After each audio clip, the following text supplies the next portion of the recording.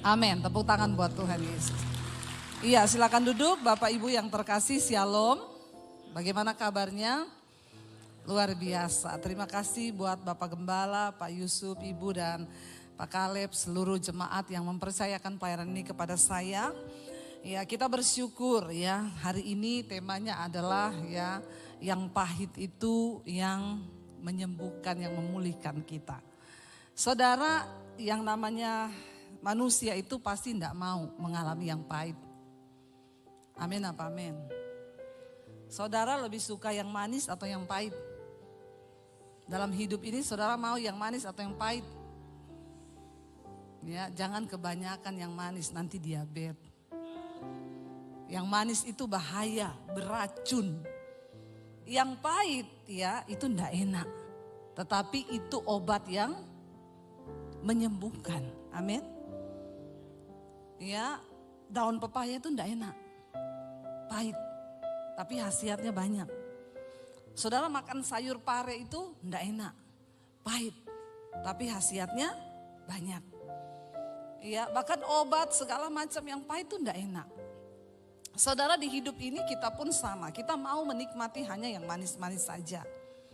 Siapa manusia yang mau pergumulan? Siapa orang yang ingin mengalami masalah di hidupnya?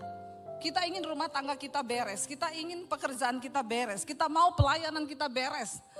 Dan saya yakin tidak ada satupun dari saudara yang berdoa, Tuhan halangi pekerjaanku Tuhan. Ada yang berdoa begitu? Tuhan batalkan bisnisku Tuhan.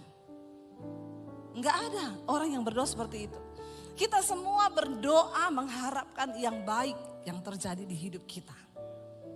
Tapi percayalah saudara, engkau mau atau tidak, seringkali Tuhan akan mengizinkan yang pahit itu datang. Kita enggak pernah minta yang pahit itu datang.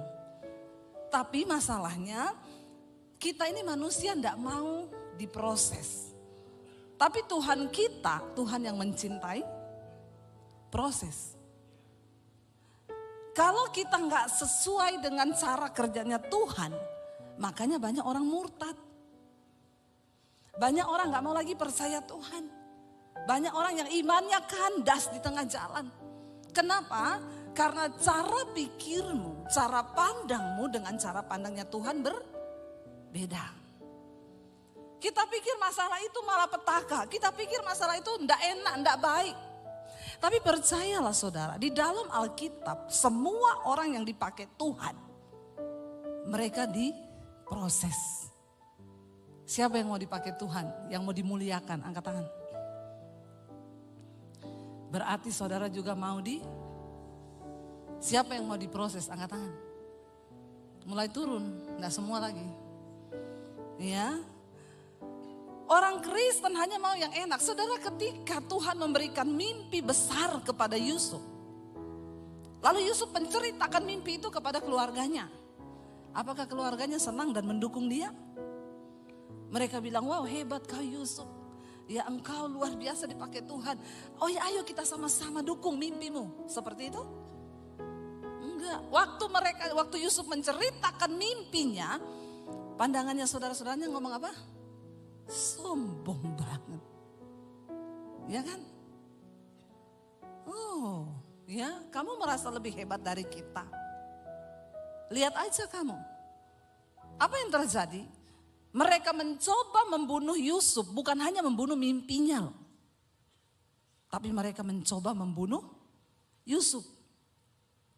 Tadinya mereka mau masukin dia ke dalam sumur. Lalu mereka pikir, rugi banget ya kita masukin dia ke dalam sumur, kita gak dapat apa-apa. Jual aja supaya dapat duit. Ya, zaman sekarang bahaya saudara.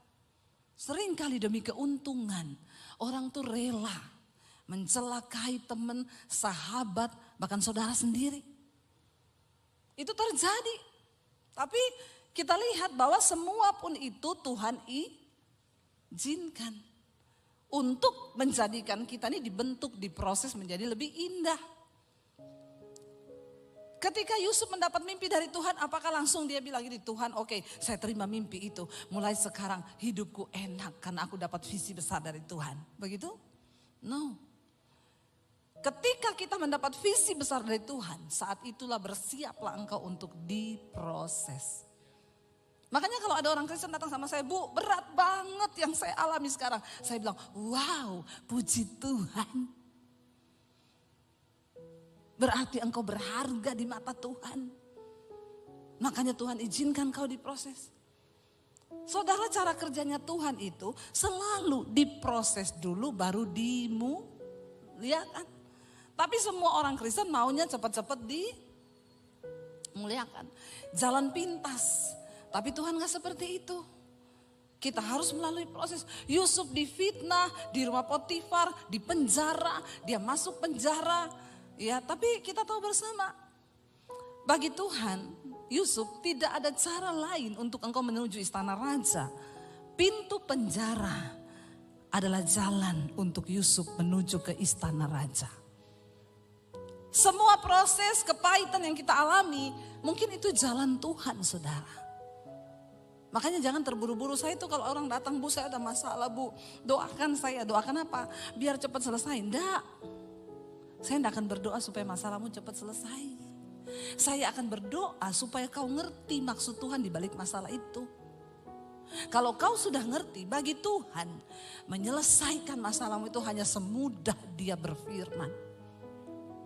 Tapi bagi orang Kristen itu, ya banyak yang gak mau, gak sabar. Saya bilang, kalau kamu bikin jalan pintas lewat masalah ini, bisa banget, bisa. Kamu minta tolong, kamu punya kenalan, orang hebat, kamu punya koneksi. Tapi engkau akan mengalami ini lagi. Gak tahu bulan depan, tahun depan akan sama persoalanmu. Engkau gak akan pernah lulus, kenapa? Karena kau tidak mengerti kehendak Tuhan di balik masalah itu. Saya punya teman, saudara, dia pengusaha, banyak duit. Setiap kali ada masalah gampang, tinggal panggil koneksi, telepon sana sini, beres. Ketika dia mendengar khotbah saya, dia bilang, aduh Ibu Debbie, kita harus mengandalkan Tuhan ya. Iya. Hari-hari ini dia telepon saya, Bu, ini sebenarnya Bu, saya telepon si A si B, beres nih masalah saya, Bu. Tapi saya dengar khotbahnya Ibu, tapi kok gak beres-beres ya, Bu? Saya bilang, Bapak mau coba tolong diri sendiri? Silakan kalau Bapak mau pakai cara lama. Pak, orang itu kalau mau dimurnikan Tuhan, Pak, memang berat, Pak. Sampai kedaginganmu itu menjerit, berteriak. Dia bilang sampai anak saya, buah saya bilang begini, Bapak kok sekarang jadi begini ya Pak, jadi tolol. Saya bilang memang orang itu melakukan firman, kelihatannya tolol. Tapi di situ engkau mulai mengandalkan Tuhan. Jangan pakai cara lama. Engkau akan mengalaminya lagi dan lagi dan lagi. Saya bilang karena itu saya melihat Bapak ini pengusaha sukses. Tapi engkau gak pernah menikmati kekayaanmu. Karena engkau selalu pakai cara manusia. Engkau gak pernah mengandalkan Tuhan. Ya berat, saudara. Kita lihat Daud. Ketika Daud diurapi menjadi raja di umur belasan tahun. Maka di situ dia juga mulai masuk dalam proses. Dia dibenci sama Saul. Musuh terberat Daud dalam hidupnya. Bukan orang Filistin, bukan orang Amalek. Siapa musuh terberat Daud dalam hidupnya? Saul, yang adalah rajanya sendiri. Orang yang dekat di hatinya. Orang yang dianggap diurapi Tuhan. Yang kedua, siapa musuh terbesar Daud di dalam hidupnya? Bukan orang Filistin, bukan orang Amalek. Tetapi Absalom, anaknya sendiri. Tidak mudah bagi Daud seorang yang diurapi Tuhan. Dia harus menghadapi kenyataan di mana anaknya pun memberontak terhadap dia. Enggak jaminan saudara seorang hamba Tuhan lalu anaknya juga nurut. Kita kan enggak bisa mengontrol semua orang. Ya. Ketika Daud menghadapi Absalom, saudara, dia harus melarikan diri ke padang gurun. Dia harus melarikan diri menyeberangi sungai. Cuma gara-gara apa? Tiba-tiba Absalom merebut tahtanya dan mengusir Daud dari istana. Bahkan ingin membunuh Daud yang adalah ayahnya sendiri. Dan akhirnya ketika Daud melarikan diri, 2 kali Tuhan beri dia kesempatan untuk bisa bunuh Absalom, saudara. Bunuh Saul, ya.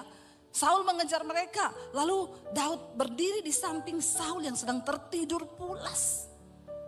Anak buahnya bilang, Raja, firman Tuhan digenapi bahwa Tuhan mengirimkan musuhmu di hadapanmu. Hari ini habisi dia. Aku akan tikam pedangku ke dalam lambungnya. Saul berkata, jangan kau sentuh orang yang diurapi Tuhan. Akhirnya dia potong jubahnya Saul, dia bawa itu sebagai tanda. Ketika besoknya dia berteriak kepada Saul, Saul, aku ada kesempatan untuk mengambil nyawamu. Ini ujung jubahmu. Tapi aku tidak menyentuhmu karena nyawamu berharga di mataku. Tapi Saul tidak kapok saudara. Dia terus mengejar Daud untuk membunuhnya. Enggak main-main penderitaan yang Daud alami. Sampai waktu yang kedua kali pun Saul tertidur. Daud berdiri di sampingnya. Anak buahnya berkata, Tuhan izinkan aku tusukkan tombakku ke lambungnya. 1 kali tusukan saja dia mati. Daud berkata, kalau memang Saul akan mati, maka dia akan mati karena dia menemukan ajalnya.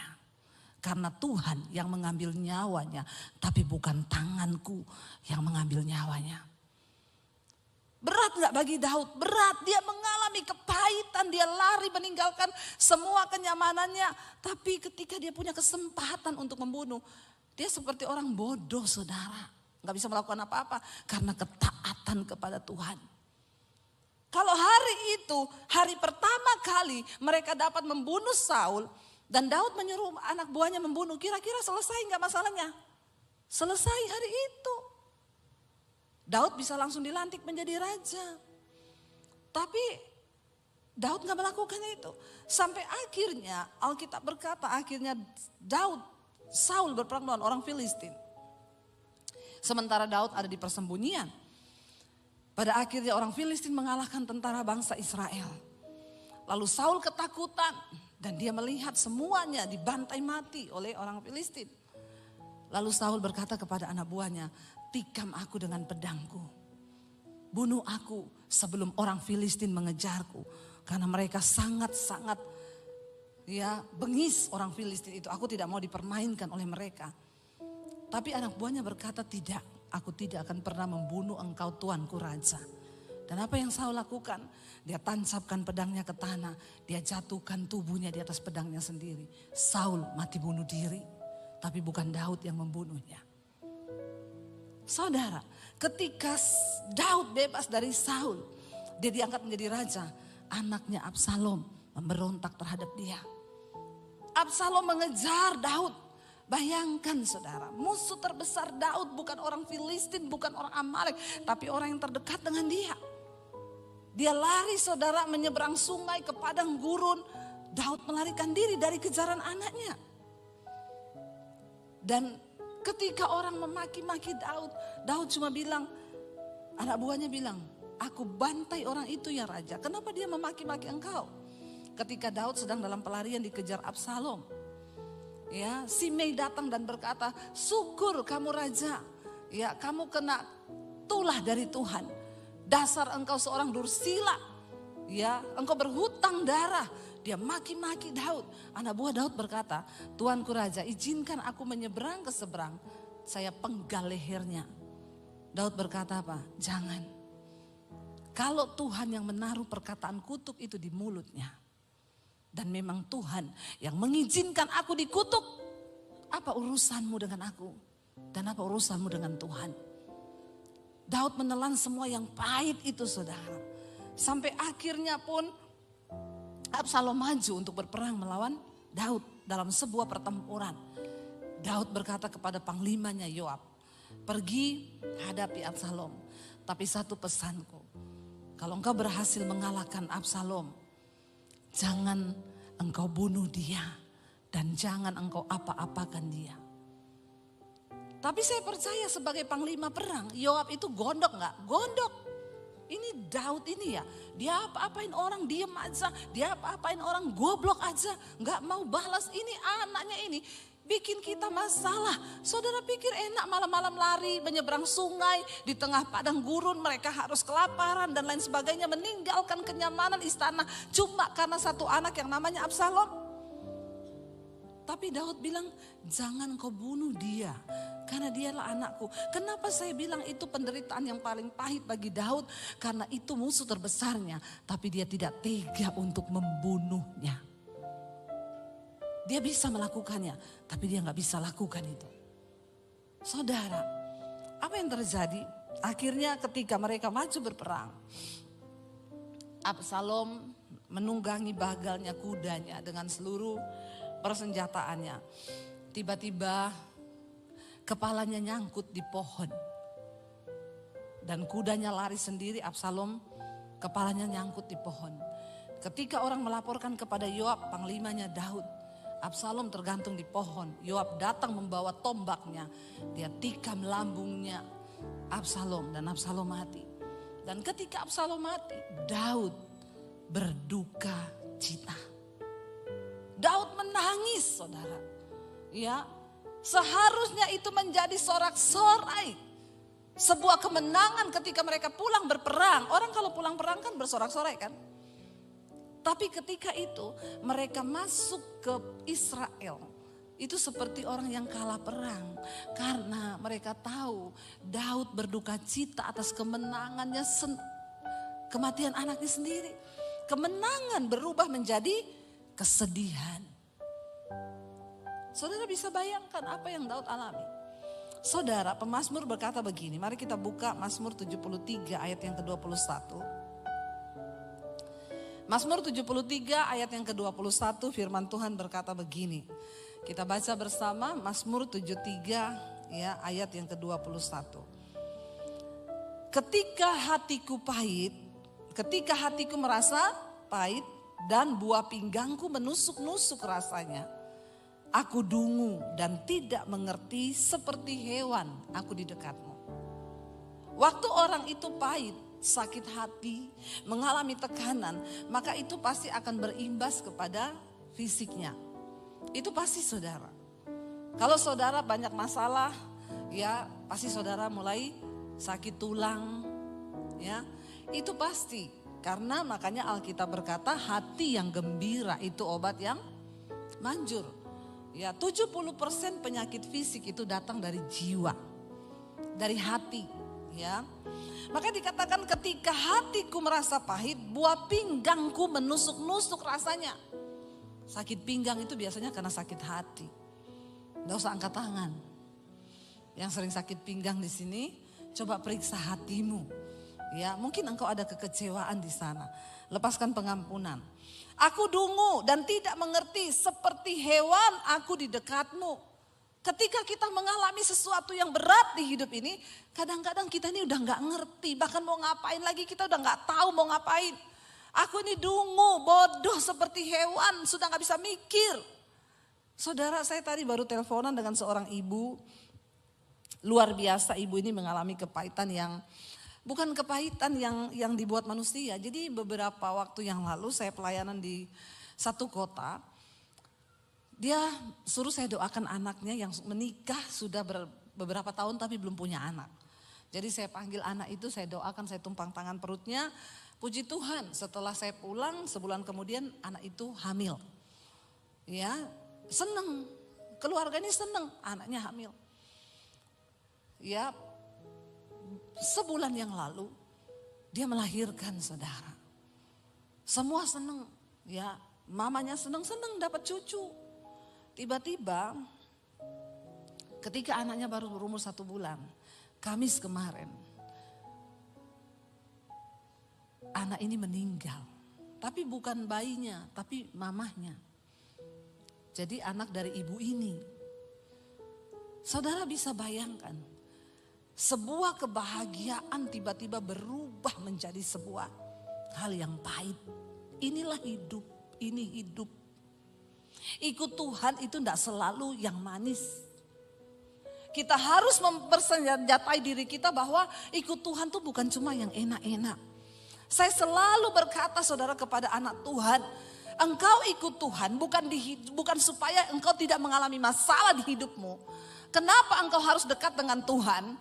Karena ketika engkau mengalami masalah, engkau akan beroleh kekuatan sebab engkau dekat dengan Tuhan. Jangan kau kecewa, banyak orang datang, Bu kenapa Tuhan, Bu kenapa Bu, saya sudah sungguh-sungguh ikut Tuhan, saya sudah begini. Saya bilang kau itu dekat Tuhan, bukan supaya hidupmu gak ada masalah. Dunia ini tempatnya masalah. Kalau saudara gak mau hadapi masalah, silakan pergi dari dunia. Iya apa iya? Makanya kalau orang datang, Bu Debbie saya itu banyak masalah di hidup saya, kenapa gak pernah selesai? Ibu sudah capek hidup? Ngomong Bu, nanti saya doakan. Karena hanya di dunia orang mati tidak ada masalah. Selama kita hidup pasti ada masalah.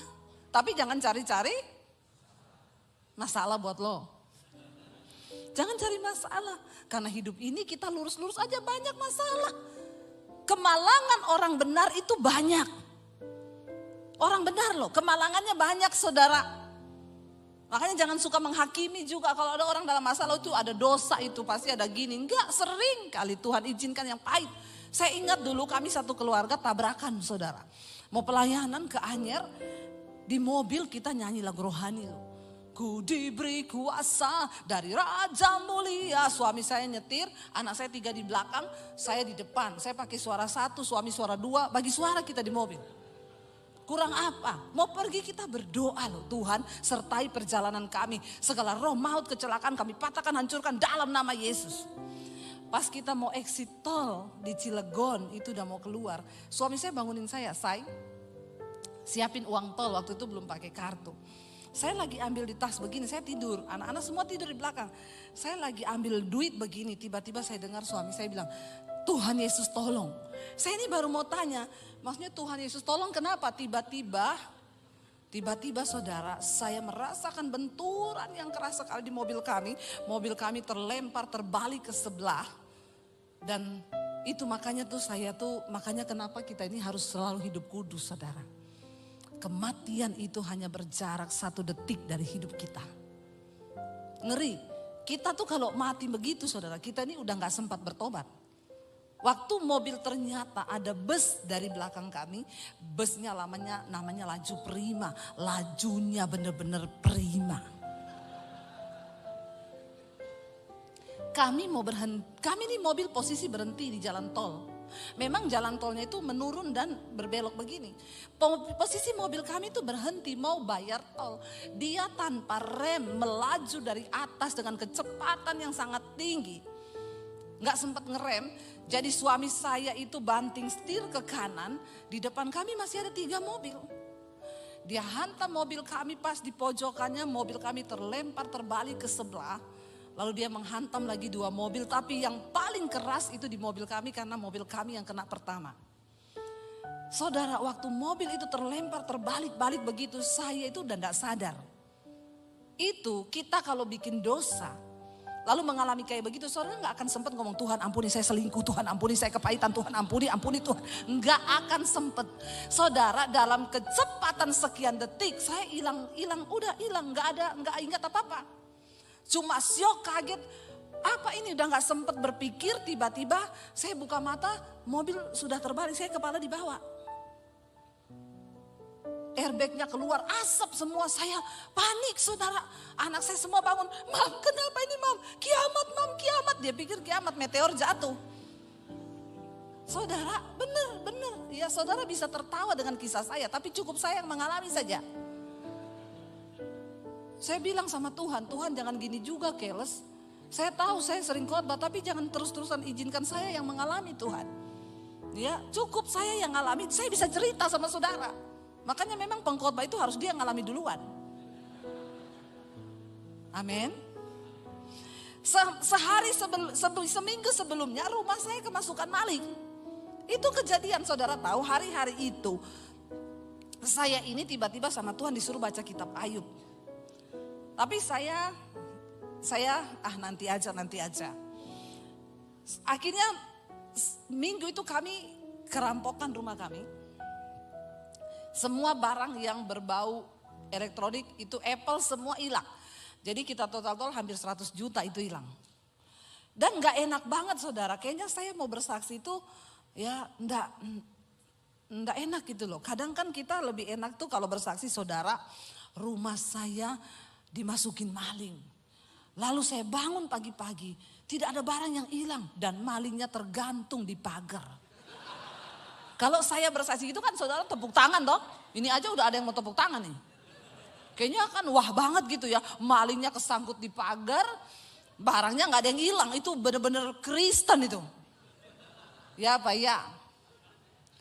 Tapi saya mau bersaksi maling masuk dan kami nggak ada yang terbangun dan barang-barang hilang. Hampir 100 juta, laptop, handphone berapa biji saudara. Dan saya waktu itu bangun saya bilang ini Tuhan. Ini kan rumah tetangga saya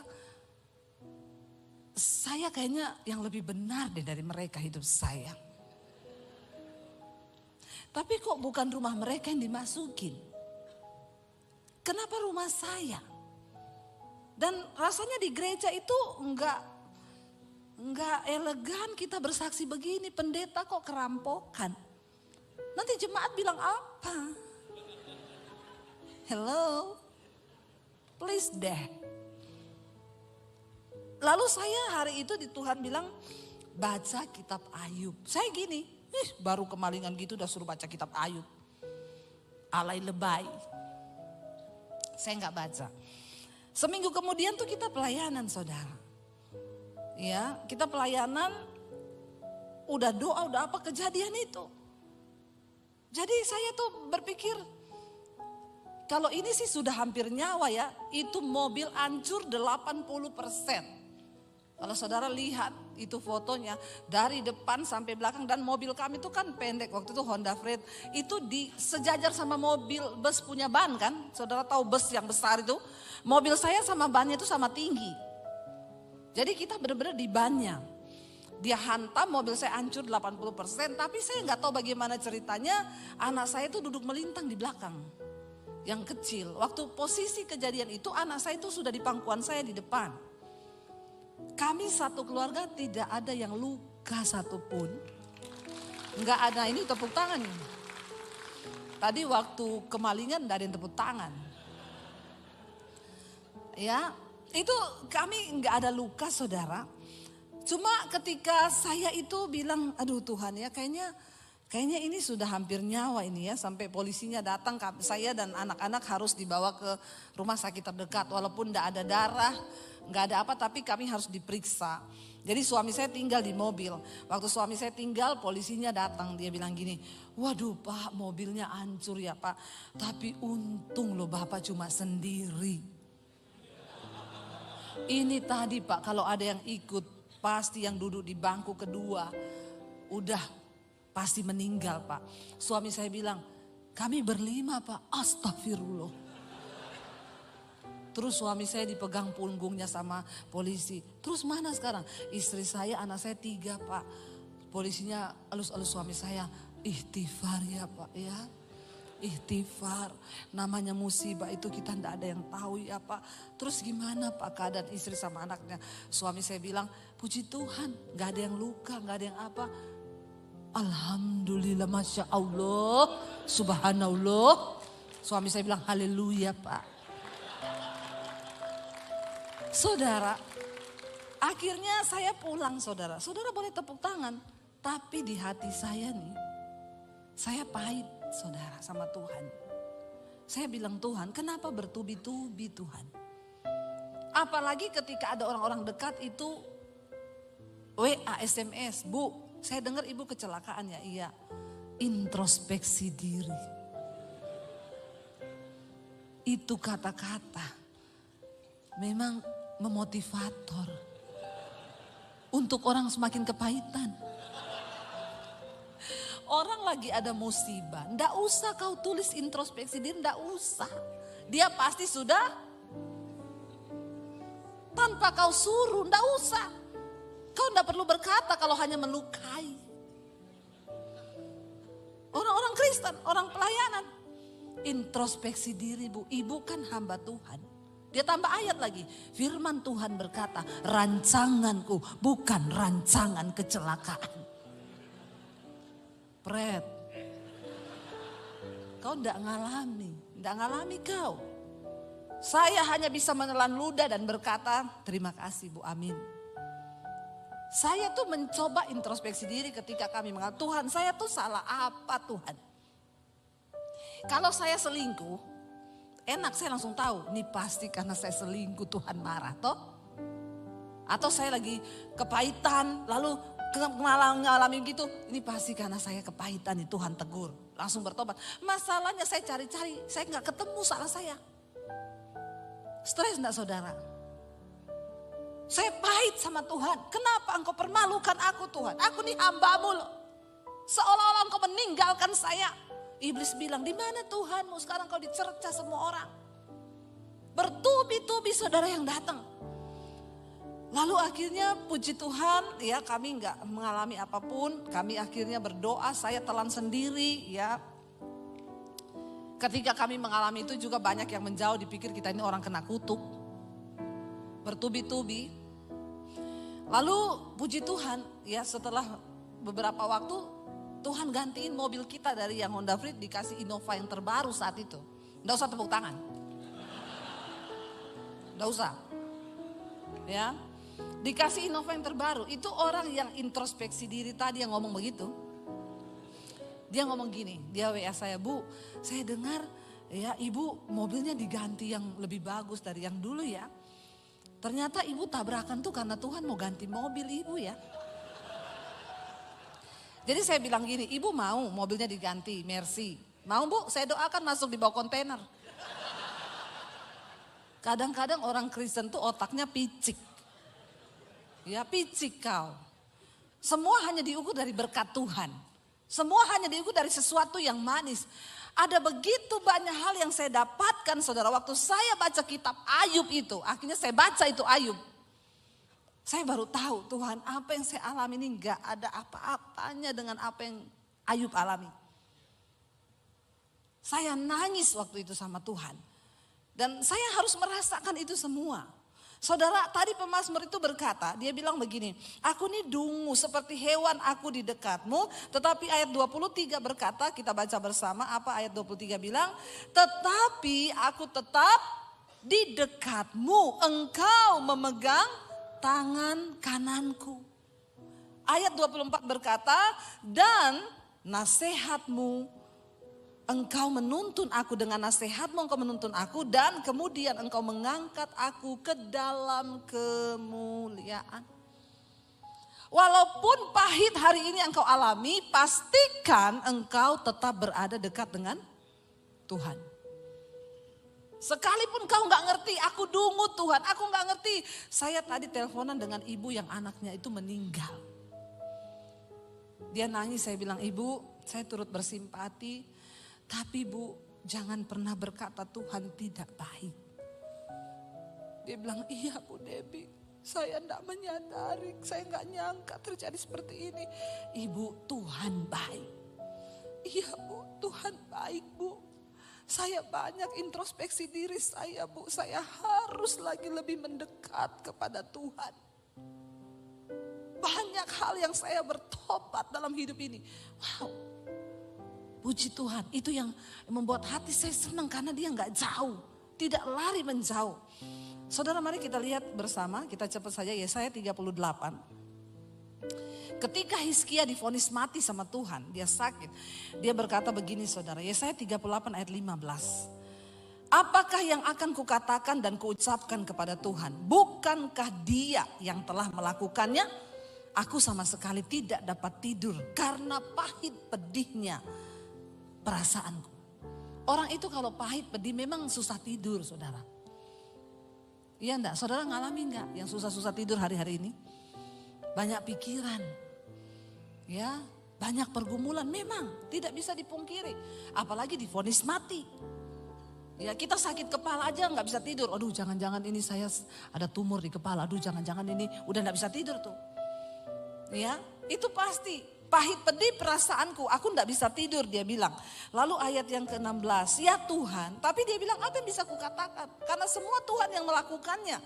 Tapi ayat 16 dia bilang, ya Tuhan karena inilah hatiku mengharapkan Engkau. Tenangkanlah rohku. Buatlah aku sehat. Buatlah aku sembuh. Minta kepada Tuhan supaya dia tenangkan rohmu. Sepahit apapun keadaan yang bergejolak di luar engkau, kalau di dalammu itu tenang. maka engkau tidak akan terpengaruh dengan apa yang ada di luar. Dan ayat 17 di sana bagus dia tulis, kita baca bersama 1, 2, 3. Sesungguhnya penderitaan yang pahit menjadi keselamatan bagiku. Engkaulah yang mencegah jiwaku dari lubang kebinasaan. Sebab engkau telah melemparkan segala dosaku jauh dari hadapanmu. Ternyata penderitaan yang pahit itu dapat apa? Menyelamatkan jiwa kita. Makanya jangan selalu benci kepada proses yang Tuhan kerjakan. Banyak orang yang akhirnya sekarang berkata gini, saya bersyukur Bu, untung saya diproses. Kalau nggak diproses, maka saya tidak akan melihat kemuliaan Tuhan. Kalau saya nggak diproses, saya tidak pernah tahu rencana Tuhan. Saudara, di hidup ini kita akan mengalami banyak hal yang bahkan kita enggak terbayang. Siapa yang terbayang saudara? Ibu tadi lagi seneng punya cucu, baru lahir. 1 bulan cucunya, anaknya meninggal. Siapa yang tahu itu akan terjadi? Tapi inilah hidup, saudara mau atau tidak. Seringkali yang pahit itu Tuhan izinkan. Tapi kenapa kita harus selalu dekat dengan Tuhan? Bukan supaya kita tidak mengalami yang pahit. Supaya kita beroleh kekuatan ketika Tuhan izinkan proses itu datang. Mari kita bangkit berdiri bersama. Kita mau bilang sama Tuhan, Tuhan seringkali jalan hidup ini tidak terselami. Tapi kami butuh penyertaan Tuhan dalam hidup ini. Supaya yang pahit itu di dalam penyertaan Tuhan menjadi sesuatu yang menyembuhkan jiwa kami. Tolong kami tetap taat Tuhan di dalam segala perkara. Kita mau bilang di hadapan Tuhan, penyertaan-Mu sempurna Tuhan. Bahkan rancangan-Mu itu penuh damai di hidup kami. Terima kasih Yesus. Terima kasih Tuhan. Ini hidup kami Bapa. Penyertaan-Mu sempurna, rancangan-Mu penuh damai, aman dan sejahtera. Walau di tengah badai, ingin ku selalu bersama, rasakan keindahan.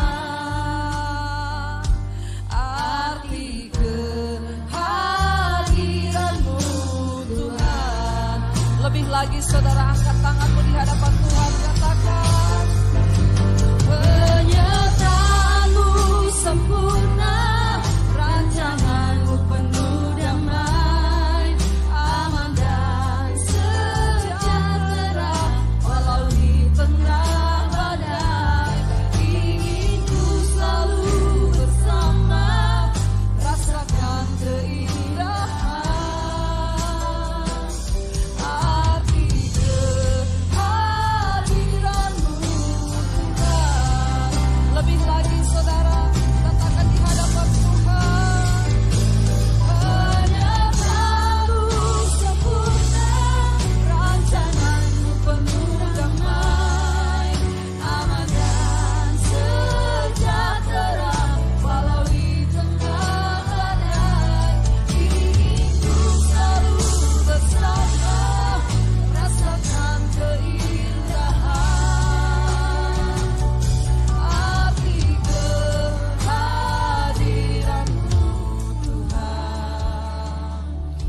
Tutup mata dalam hadirat Tuhan.